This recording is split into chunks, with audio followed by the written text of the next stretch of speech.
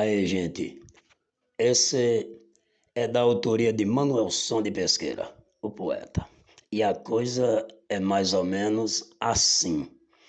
Seu doutor da natureza, preciso desabafar. Eu sou um índio esquecido nas matas do Urubá.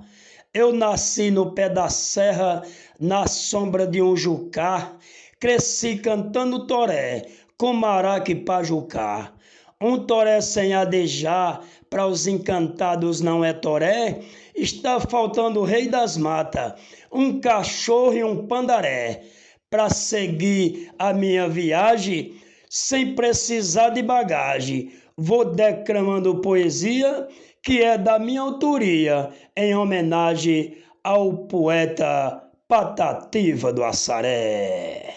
Essa é da autoria de Manuelson de Pesqueira. Se vocês gostou, compartilhe, por favor. Obrigado.